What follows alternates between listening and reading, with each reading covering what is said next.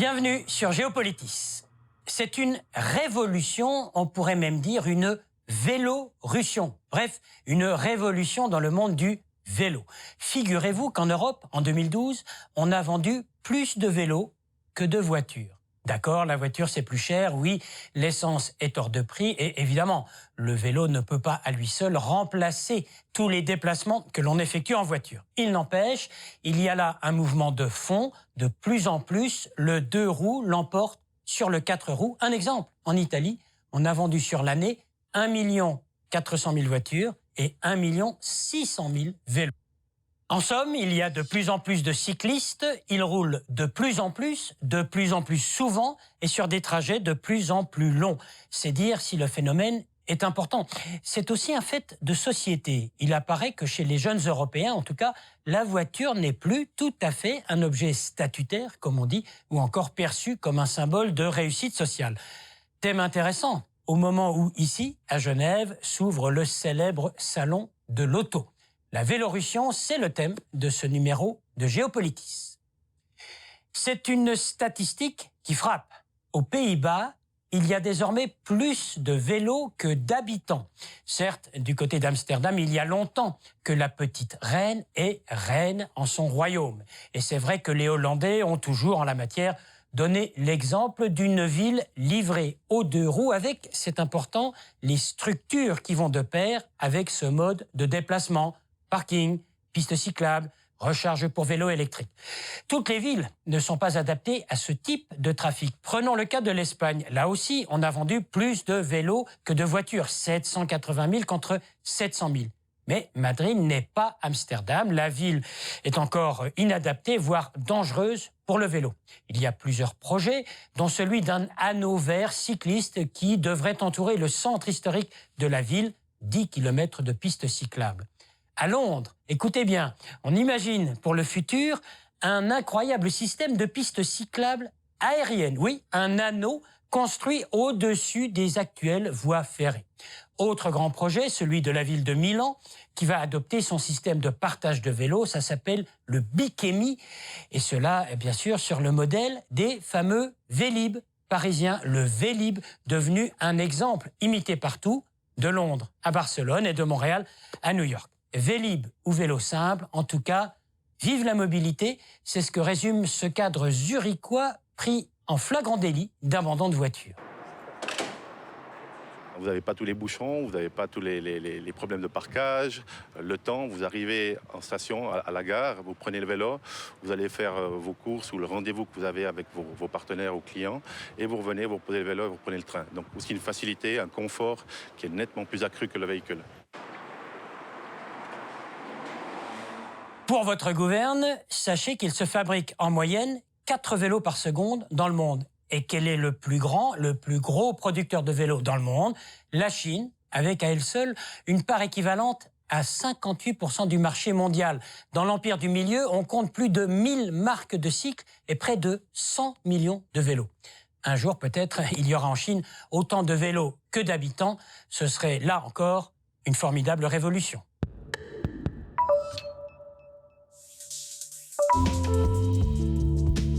Aux Pays-Bas, le roi, c'est la petite reine. Un chiffre dit tout.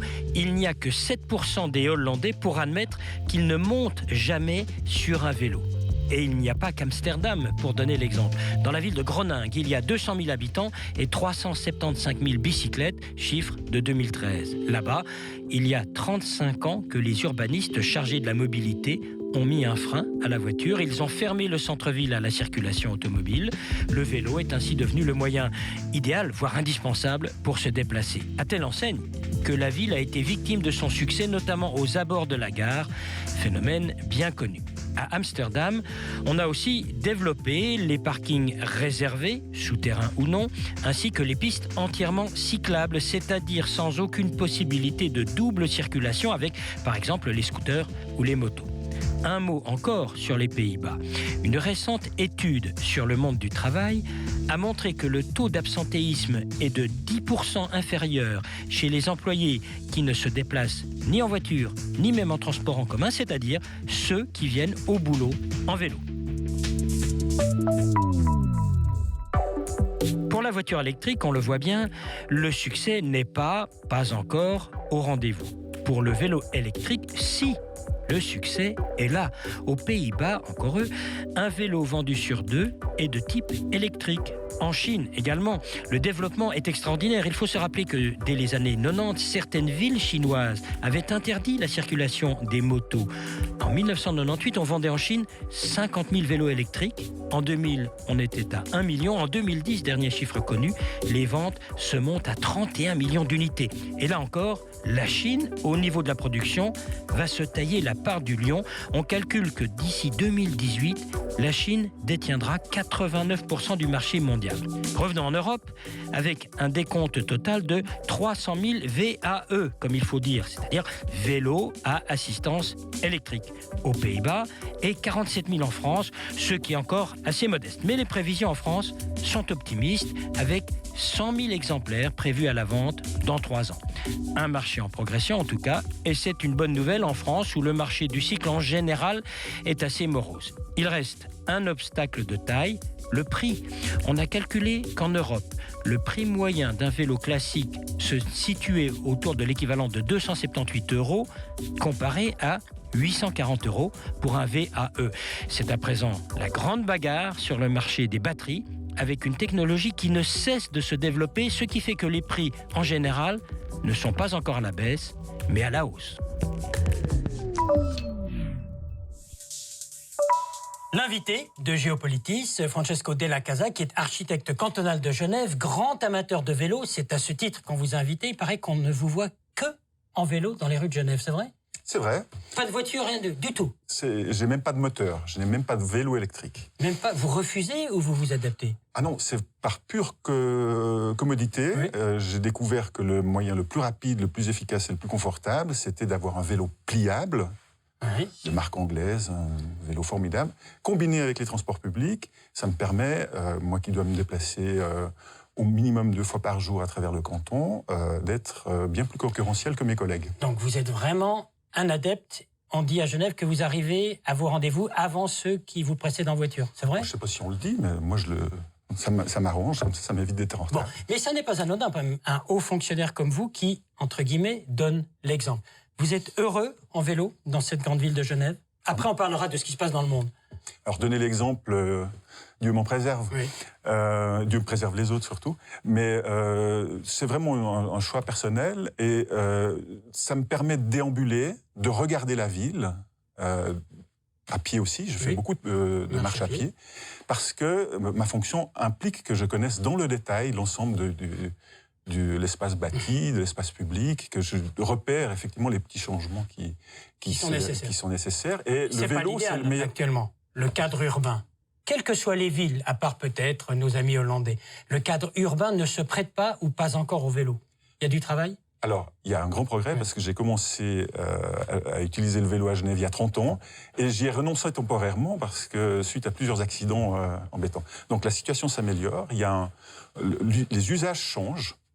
Je me souviens être frappé en visitant Amsterdam par l'écrasante majorité de gens qui se déplacent en vélo, ou à Copenhague, par exemple, aussi.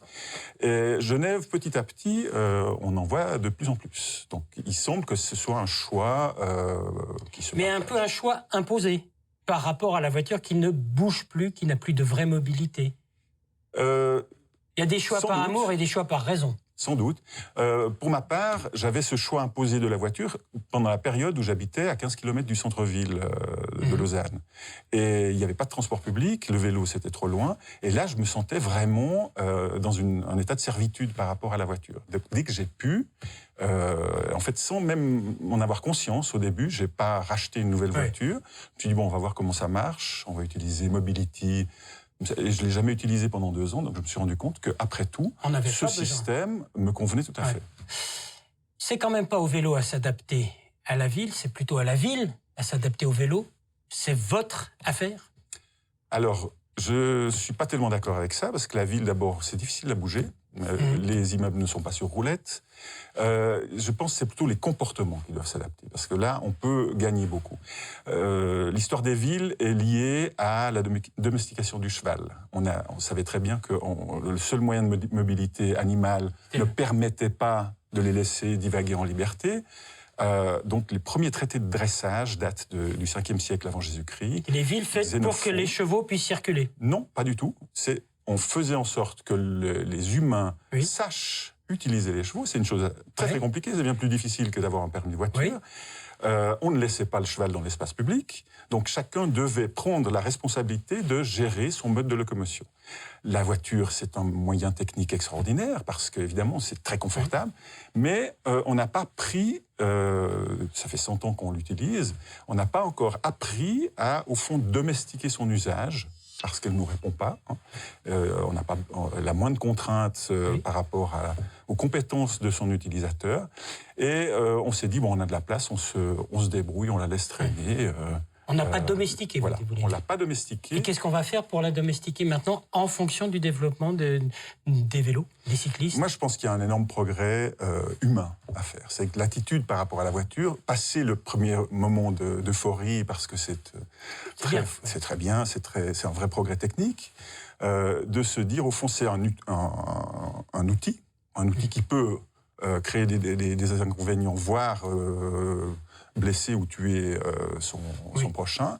Et donc se dire, c'est une utilité, mais apprenons à se comporter uniquement par rapport à un outil et pas simplement comme un objet qui nous représente ou le symbole de sa propre liberté. Mais bien se comporter entre un vélo ou un 2 roues et un 4 roues, c'est vivre ensemble forcément, ou c'est avoir des voies séparées? Est-ce que c'est aussi simple que ça? C'est pas aussi simple. Alors les voies séparées, bien sûr, mais pour l'instant, on se contente de peindre une ligne jaune sur le sol, ce qui est une illusion, à mon avis, dommageable, parce que ça donne une fausse illusion de sécurité. C'est un système de tuyaux.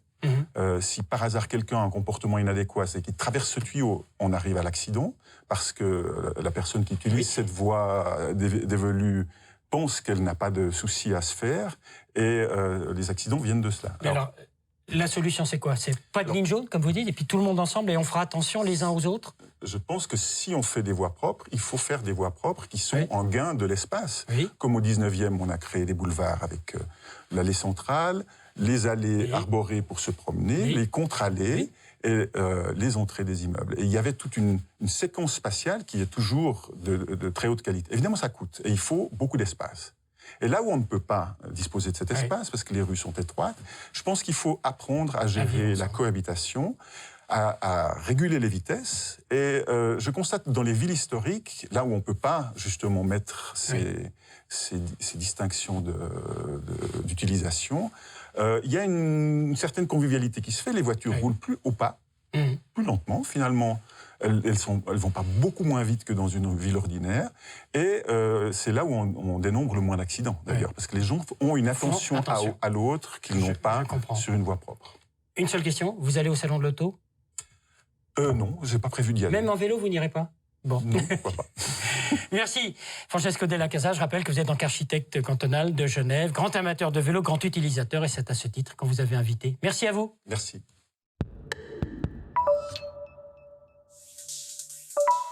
Et pendant ce temps-là, comme on dit dans les bandes dessinées, eh bien pendant ce temps-là, un constructeur d'automobile vient de réaliser un record.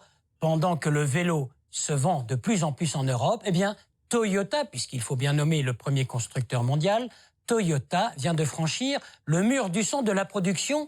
Plus de 10 millions de véhicules produits en 2013. Jamais aucun constructeur n'avait dépassé ce seuil des 10 millions. 10 millions de véhicules produits, toutes gammes confondues, de la petite voiture au poids lourd. Cela fait une moyenne de 28 000 véhicules par jour.